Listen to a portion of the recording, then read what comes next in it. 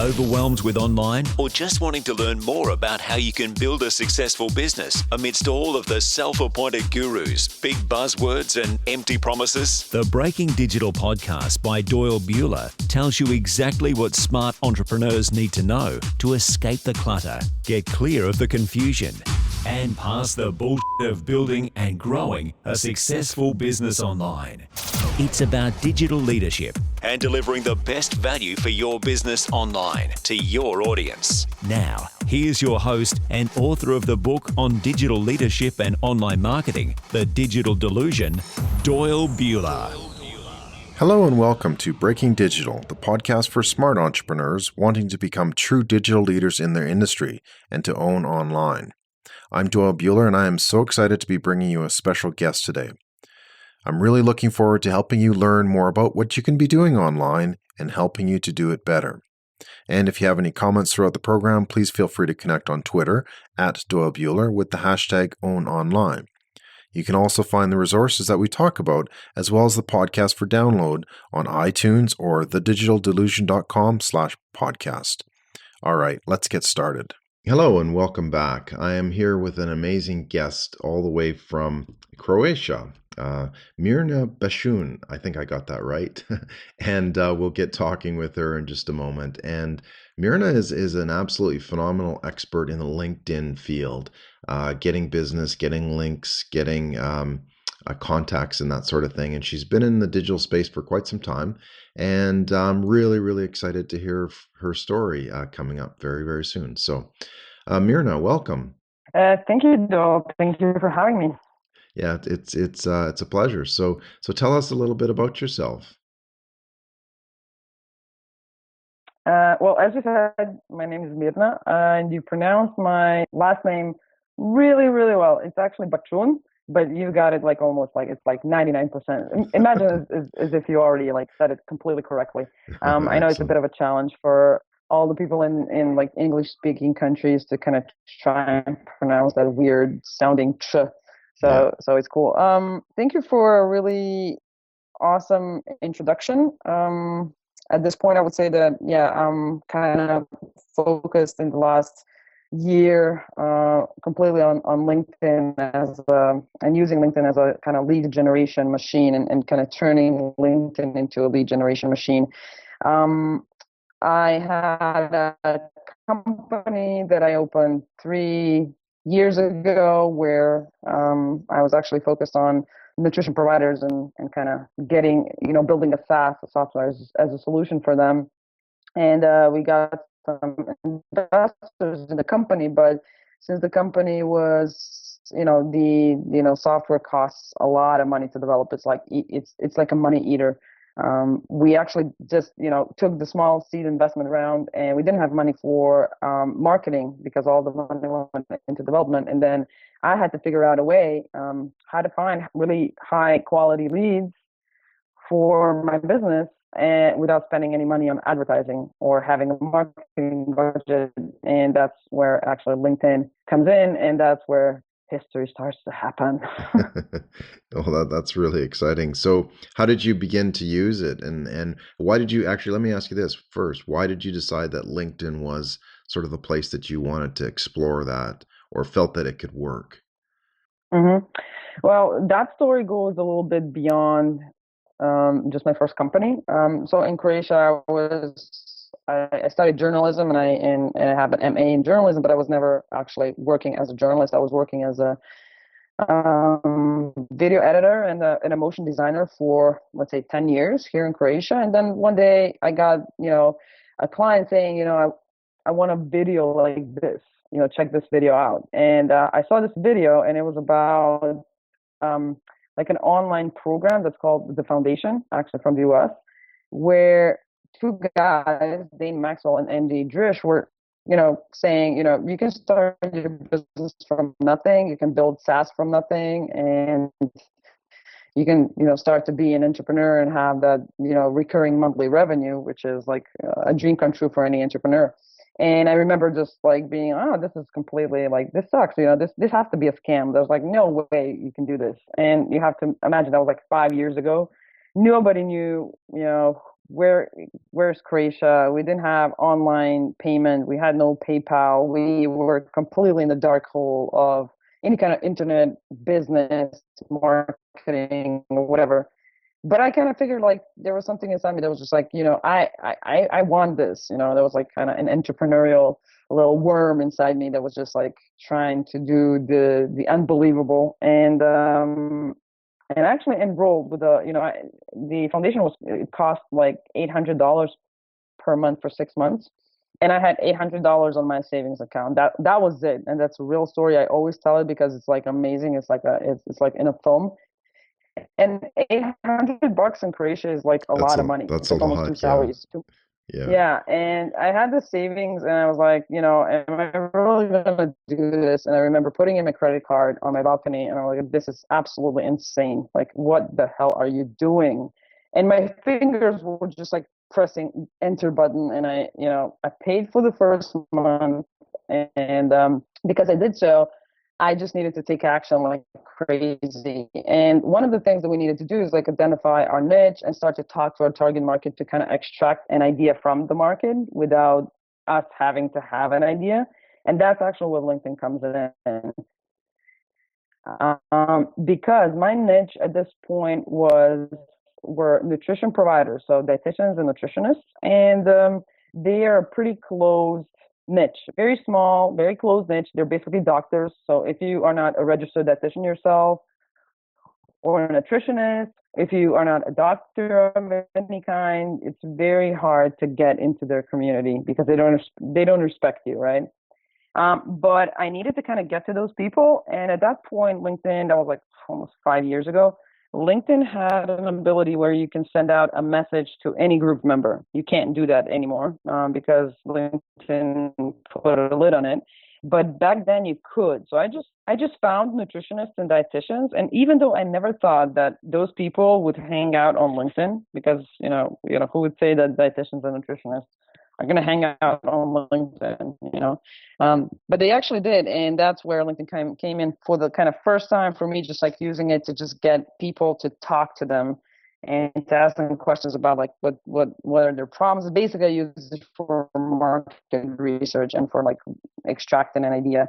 So I just started to send out messages to all the group members, all the dietitians and nutritionists that I could find, and I started to talk to them on the phone. This is where I realized, wow, LinkedIn, that, it's pretty cool. You can't do that on Facebook. You can't find, biz owners or decision makers that, that are actually going to see your message and answer you. And then you can, talk to them and get them on the phone, So that was kind of my first encounter with LinkedIn when I realized that it's pretty cool platform. Right. So it was more sort of from a contact perspective type thing.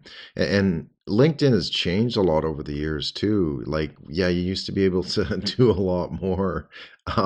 But sadly, I guess the spammers and the bad business people have kind of ruined it for everybody because you can't really do a lot of anything in terms of direct contact. Do you find that kind of slows you down, or have you sort of found a workaround?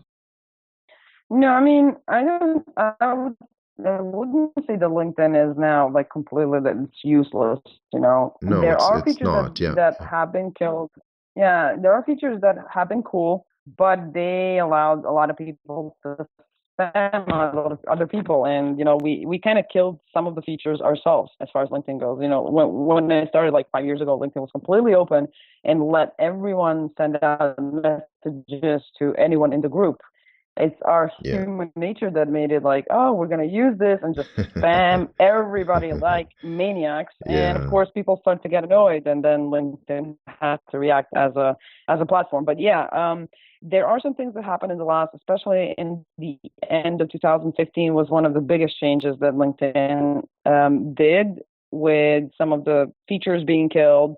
And it seems like you have a problem with getting in touch with people, but basically it's easy, and some of the things are the same as they were before. It's just not easy to spam people anymore. You actually have to connect with them, and you actually have to send them a message. And just like, LinkedIn has always been like the, B2B, not like Facebook. And I think that when they killed some of the features, they really emphasized that B2B moment where you really have to kind of get in touch with a real person. For example, you contact me over LinkedIn, right? And we exchanged a couple of messages, and basically it was like you can, if you spam me, I would just never reply to you, and I would just like report you and say like, this actually sucks. But you have to connect with me first. I saw who you are, I saw your profile, then you send me a message, then I already kind of knew who you were, and that's pretty cool. Does that make sense?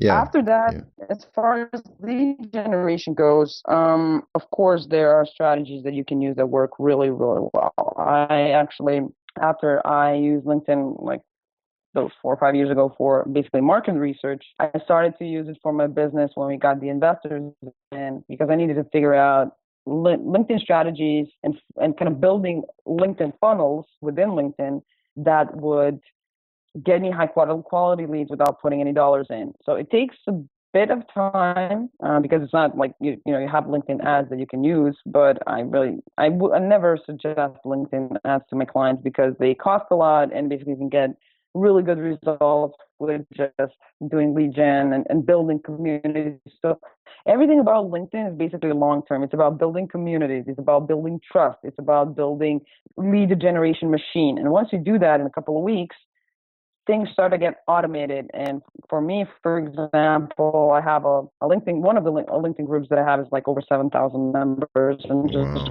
growing virally because I don't have to do anything with it. People are just asking me to join the group. What group is that? It's called Nutrition Health Providers and Professionals. Okay.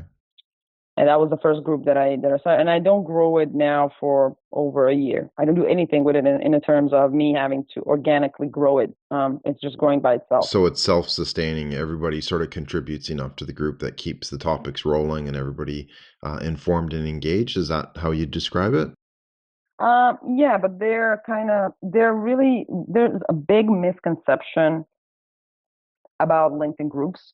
A lot of people expect LinkedIn to behave as a platform as Facebook does. They're all social media, and people there come there to engage, to like, to whatever.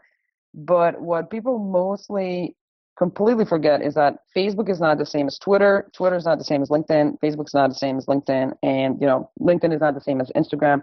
LinkedIn is actually a business network. Okay, people don't come there to like your stuff, to interact with you in the same way that they would on Facebook. They go there to check their messages. It's business.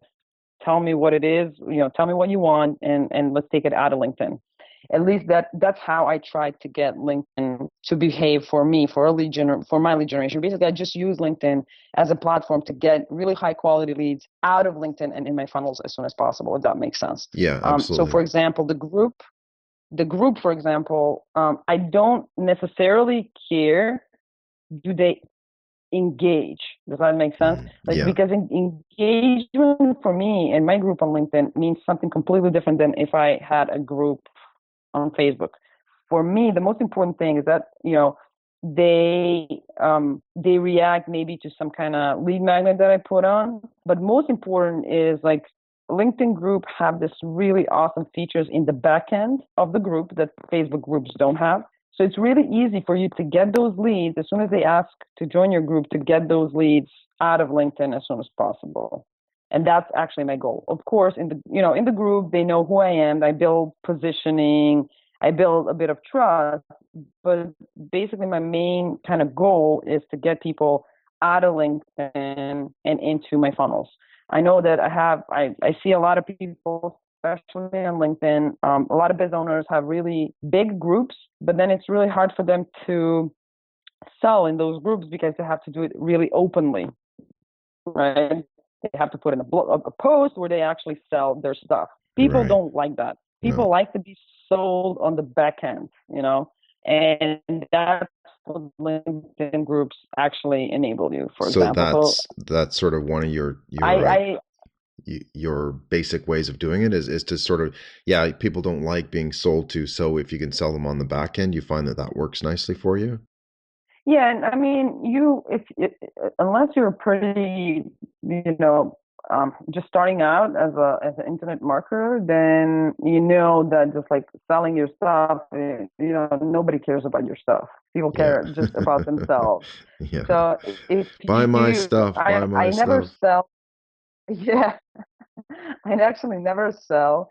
In my LinkedIn group, I actually provide a lot of value. I offer a lot of lead magnets. I use some of the backend features to get people to subscribe to my stuff, and then I sell them in my funnels, on my email list, on my webinars, and so on and so forth. So it's just about being smart. But still, LinkedIn really enables a lot of opportunities to get people out of LinkedIn as soon as possible. So that's actually one of the funnels that I use within LinkedIn, because I in the last couple of months I really started to specialize in how to build funnels within LinkedIn. So just building LinkedIn funnels like LinkedIn profile funnel or LinkedIn group funnel or LinkedIn messaging funnel, and then having just to get them out of LinkedIn and just kind of on autopilot. Yeah. So how would you actually um, create those funnels then? Like what kind of tools or how would you actually do it? How would you put something like that in place? Well, I actually do everything within LinkedIn. Yeah. I don't use any external software. There are, I I had a basic account like last year when I made 50K without spending a dollar on ads just off Facebook, which was pretty awesome. So imagine if you had $0 in, $50,000 out. That Yeah. would be kind of nice return on investment. Yeah. Um, at that point, I didn't even pay LinkedIn for a premium account. It was completely like I did it with a basic account. At this point, I have all my. I just have my strategies and my lead magnets and everything in place to have my LinkedIn funnels work for me. The only thing where you can maybe use some external software would be, for example, if you're building a LinkedIn profile funnel, where you might want to take, if you want, an external software in the sense of a software that would look at the profiles of your target market, and then they would see that you saw their profile, and then they would see your profile, and then if your profile is optimized, then they might get back to in touch with you or download some of your stuff and so on and so forth. But here, for example, the most important thing is optimizing your profile. All these other things are not that important because you're trying to build trust and relationship. So I find that, and I found the last 3 or 4 years that any kind of software that people wanted to use for LinkedIn eventually either got shut down by LinkedIn, or you can use it just for very small parts of LinkedIn, which now some marketers think it sucks because you can't kind of automate. Everybody wants everything really quickly, Yeah. automation. But you can actually, so as I said, there are not as many software that I would really recommend. There are some, and they work on, for example, as I said, automation of your LinkedIn profile views. Yeah. But you can always pay a VA and tell her exactly what she needs to do every day for 1 hour, like 30 or 60 minutes, and you'll get really, really great results. A lot of people think that you need to spend like hours on LinkedIn. No, Yeah. you need to spend 30 to 60 minutes per day on lead generation doing exactly, like connecting and some other Yeah. things that will give So you amazing results. So if I may, Mirna, it sounds like you're sort of more of sort of the practical, pragmatic approach and practical too, where you actually go in and you don't automate, but you sort of look at those specific people that are within your niche, within that persona that is your target audience. Is that correct? And then you kind of do it manually? There are parts that can, in the beginning, I think that you have to do things on, imagine if you send me a message for this podcast, like Yeah. on autopilot. If you had, people just know these stuff and they hate it. They're not going to reply for a robot or to a robot. So Yeah.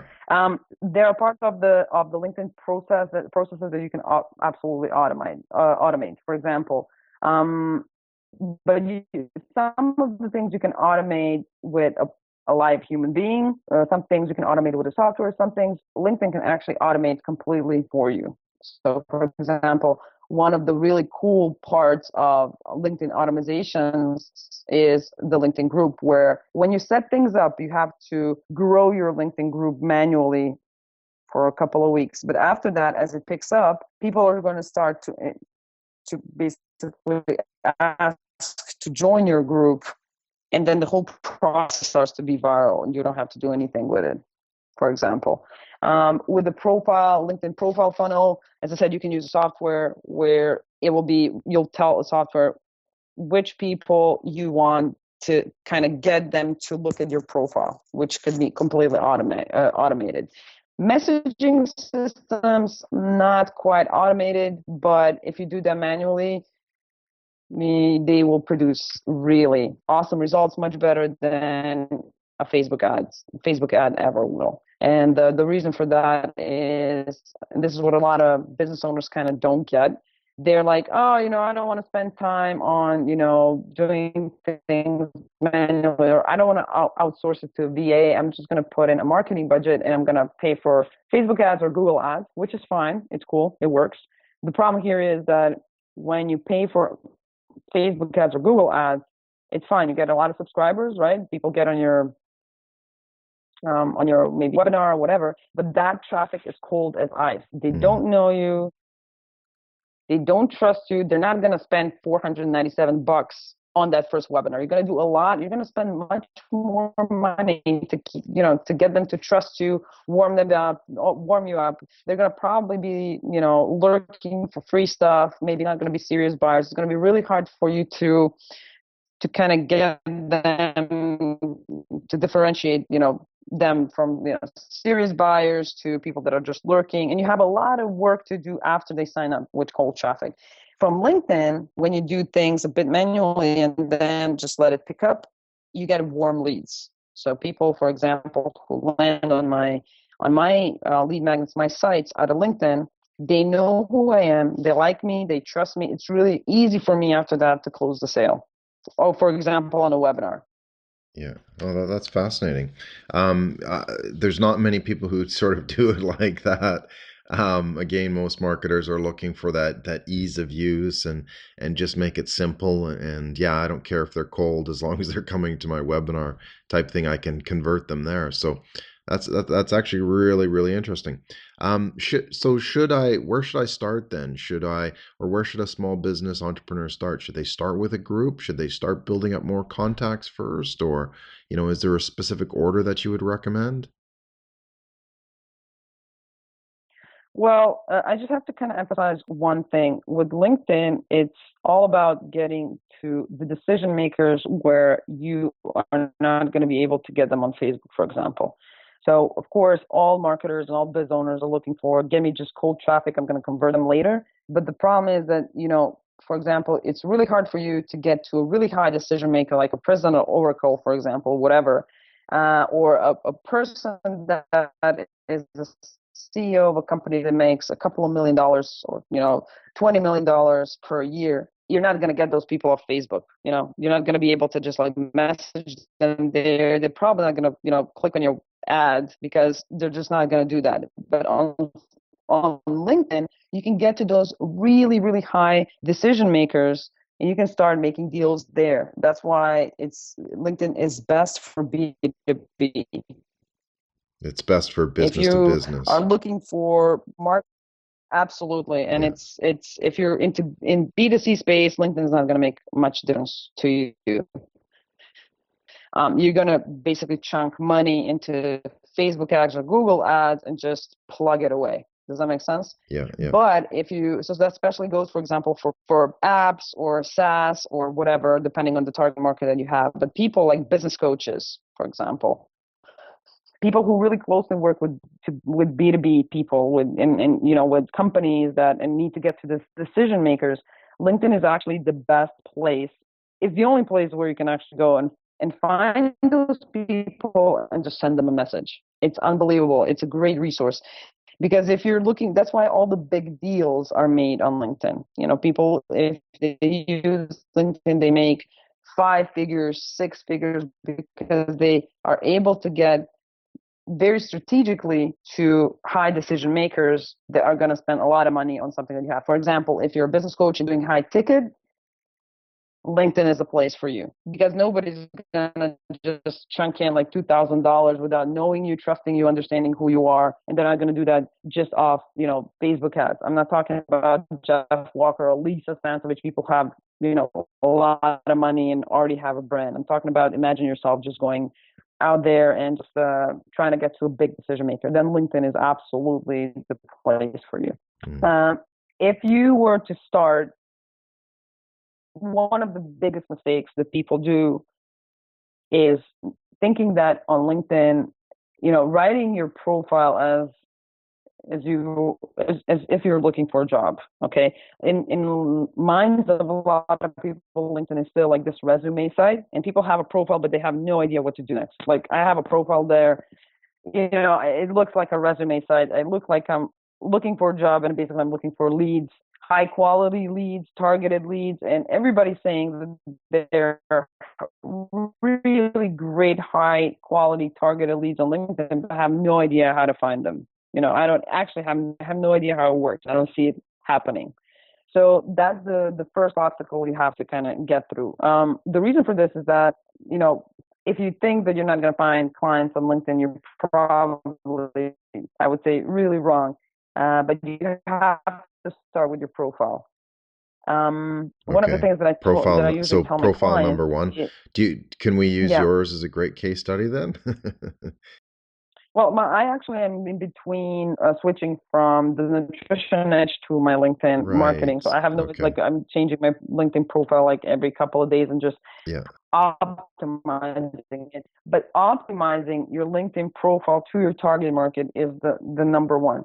But even I would say that there's a step 0 before the step 1, which would be the optimization of your LinkedIn profile. The step 0, which is the most crucial thing, is understanding who your target market is. In the terms of LinkedIn, because when I talk to my clients, for example, they say, "Oh, I work with women from 35 to 55. They're trying to lose weight, for example, are stay-at-home moms, and whatever, or women entrepreneurs that are trying to lose weight, or women that just want to lose weight. They're from 35 to 55, for example." And I'm like, okay, well, what industry are they in? Well, I don't know. LinkedIn really focuses on industries. It really focuses on titles. So if you're looking for business coaches, business owners, marketing experts, you have to understand the target market and what does target market mean for LinkedIn. Because if you don't find your target market on LinkedIn, if you don't know who you want to work with very specifically, you'll lose the opportunity of enabling LinkedIn to find these really high quality targeted leads, because LinkedIn has the most amazing advanced search and amazing filters that really enable you to find people within your, 3 kilometers radius, those business owners that make this much money and have this much people employed. It's crazy how great of a system they have. But if you don't know who your target market is really specifically, nothing matters. You can't optimize your profile if you don't know who you want to talk to and who you want to attract. Does that make sense? Yeah, absolutely. I find that, that's pretty typical, even not just for LinkedIn. People are very generic and very general with their target market. And within LinkedIn itself, you have so many tools, and you don't necessarily need a pro account to be able to really search down for it. And that's really where you need to start. So I agree 100%. Yeah, so that will be kind of the step 0. And then after that, absolutely optimizing your LinkedIn profile to your target market. And usually what people do is they hear from a LinkedIn guru or an expert that they need to put in a bunch of keywords so that Google can find and SEO optimize their profile. I disagree with it. Like, I have no idea about SEO. I just talk to my market. When they come on my LinkedIn profile, I want them to know that I'm talking directly to them, and I'm optimizing my profile all the time to get to that place. Because even if I put in a bunch of keywords and Google finds me, right? Those people land on my profile, and what happens? I don't tell them what to do next. They have no idea who I'm talking to, if I didn't optimize it. So all those keywords don't make sense if you can't communicate the message that you're the right person, that you have this group. For example, having a group on LinkedIn makes you look really like a really cool person. It kind of gets you, it brands you, it makes you look like an expert, for example.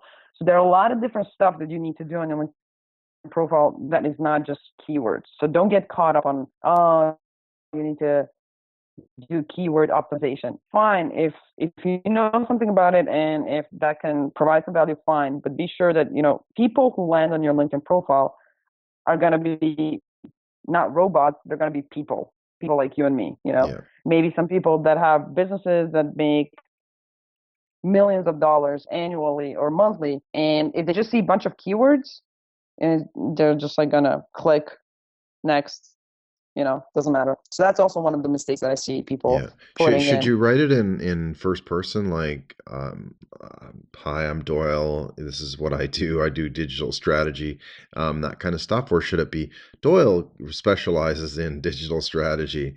What do you recommend? Well, it really depends on the target market. Like, you have to know your target market really well. For example, and this kind of sounds like, yeah, she's not answering the question, but for example, nutrition providers like dietitians and nutritionists are a completely different target market than business owners, Mm. right? They speak completely different language. Oh, really? Their analytic mind is completely different. The way Yeah. that they look at business is completely different. Some for nutrition providers, it's really important that you put in, I don't know, bullet points, because that's, they're analytical, they're doctors. It's the way that they perceive information. While business owners, for example, are, you can write stories to them, because all the marketing is and all the copywriting is today about stories. Does that make sense? If Yeah. you write a story on your profile about yourself, when a nutritionist comes on it with an analytical mind, he'll be like, what is this? It's wasting my time. Give me facts. Give me bullet points, Mm. So it really depends on your target market. Okay. I And mean, you, and it's all about business. Like, if you don't know your target market, I mean, there's no one size fits all. Does that make sense? yeah, no, absolutely. So, and you talked about next steps as well within your profile. What do you mean by that? Well, you need to know, and this is what kind of LinkedIn funnels come in. I actually always tell my clients that it's not only about like finding, it is about finding the target market and optimizing your profile. But if you don't have a goal about what do you want those people, those leads, to do next when they actually see your profile, then you haven't done anything. Does that make sense? Hmm. You lost time, because just getting them on the profile and then just optimizing a profile a bit is not going to make them maybe click a button. You have to maybe find a way to get lead magnets, to get them to either to get them in the group, depending on which kind of funnel you want. So there are different ways that you can go about it, but you can either ask them, send them a message, ask them to join your group. You can put in some lead magnets maybe on. You can maybe send them. You need to actually know what is the end goal for you. What do you want? So, for example, I know what I want my leads, and where do I want to get them when they check my profile. I mean, every single person is going to check your profile. If you want to connect with them, they're going to check your profile. If you use software, they're going to check your profile. Even if they come from Google, they're going to check your profile. So your profile is pretty important, because it's human nature. They're going to check out before they do anything, right?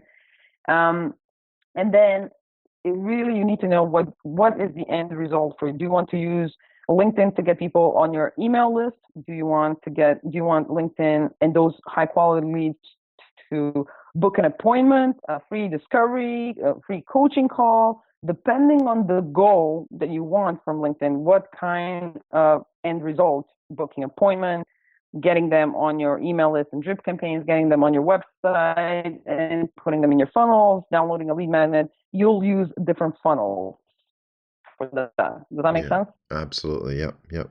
A lot of people actually don't know this.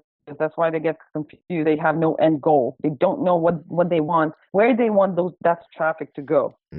What is Yeah. the next step? Well, it would seem from my experience as well, and you can probably confirm this, that they're missing two significant parts that you've really talked about is when setting up a profile is number one, know your target audience, and number two, give them an end goal or have an end goal in mind so then you can lead that person to those next steps. Because you're absolutely right. I mean, having a sort of a description of yourself, a bio of yourself, it's nice, but it's like, okay, so you're a great person. Like, what do you want me to do, kind of thing. Yeah, absolutely. I mean, when people talk about, for example, Facebook ads, they know, they know that they need to have kind of, it's the beginning of the funnel for them. They Yeah. understand that they need to have a funnel and that there is an end goal to Facebook ads. Facebook ads are just a way to generate leads. Same as Facebook. Facebook just generates really high quality targeted leads for a business like B2B, for example. And there you also need to know where do you want if you are setting up Facebook ads, then for a lead magnet, that you want people to subscribe on your list. You want them to download that lead magnet and get into your email drip campaign or your webinar or whatever. You can do the same thing with LinkedIn if you understand that LinkedIn also is a place where you can have funnels. You just need to know, what do you want that really high quality targeted person to do. Do you want to have, do you want them to book a call? Do you want to get them on a discovery call? As I said, a lot of people don't know that end result. That's why they get so confused about LinkedIn. Like, I just have my profile there and then I optimize my profile and I'm like, fine. And what's next? Oh, there's a next. And I'm like, it's a lead generation platform. It's the same thing as any other platform. Like, if you post a blog post on a forum somewhere, what do you want them to do? You want them actually to get on your website where you have a bunch of pop-ups where you try to get them as subscribers, right? It's Yeah. the same thing with LinkedIn. Yeah. Oh, And that's a lot of yeah. people, yeah, and a lot of people actually have no idea what they want. And it's really funny because those are, as I said, really targeted leads, people that make decisions about millions of dollars that you can sign really big contracts with. People have no idea what to do with them. What would you recommend, sort of just to summarize the quick steps that people can go through? So profile is one, end goal is another. Is there anything else that they can look for? Let's say that they start with three things that are really important. I would say that the first thing is understanding who your target market is, going on LinkedIn, trying to really research what your target market is in terms of LinkedIn as a platform, and then optimizing your LinkedIn profile by your target market, talking to them, and then understanding what is the end goal for that lead generation over LinkedIn, what it is that you want them to do. Depending on that, you'll decide on step 4, which is which kind of a funnel within LinkedIn will I use to get those high quality leads, to do the action that I want. Excellent. That's fascinating.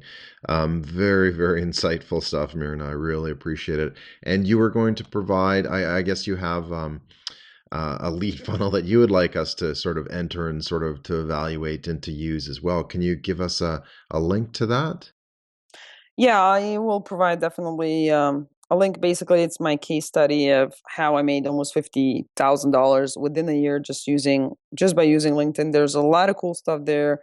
I'm not talking about LinkedIn funnels as much, but I'm talking about a lot of them about LinkedIn groups and all the mistakes that I made and what not to do, what to do, what are the myths that are holding you back. It's a really kind of mind blowing case study where you'll be so pumped after it, you'll just start, you'll go on LinkedIn and you're like, I have to use this platform. And Right. then all the people that come and become my subscribers, they usually never unsubscribe. I'm not kidding you, because I really provide a lot of very step by step, go here, do this, very actionable tips about how to optimize your profile, how to get going, how to just start with LinkedIn. Does that make sense? How to just start with it.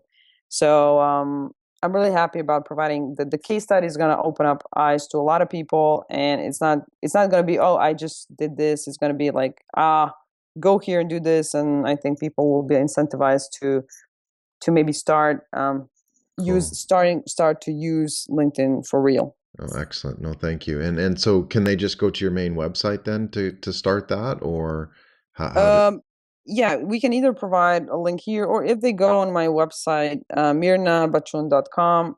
I don't know if you'll put it somewhere. Yeah, it will be on the podcast details, and I'll give that link shortly.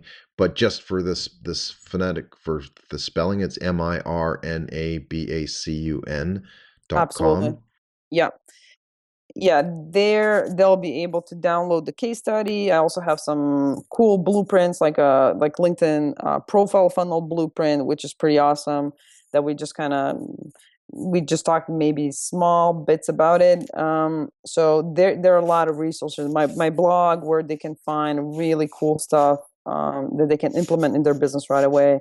So yeah, just go on my site and you'll find something for yourself for sure. Excellent. And we can have a more specific link. We will have a more specific link on the podcast details, which will be at thedigitaldelusion.com/podcast. And then you'll be able to locate this episode with Mirna. So I really, really want to thank you, Mirna. Appreciate your insights and educating us, and giving us some extremely helpful tips to be able to use LinkedIn effectively for business. So thank you once again, and looking forward to speaking again soon. Thank you, Doyle, for having me. Thank you very much for listening to Breaking Digital, the podcast for smart entrepreneurs wanting to become true digital leaders in their industry and to own online. If you have any comments on the program, please feel free to connect on Twitter at Doyle Buehler with the hashtag #OwnOnline. I would really appreciate it if you could share this podcast with your network, as I'm sure they will get some value from it for building their successful business online as well.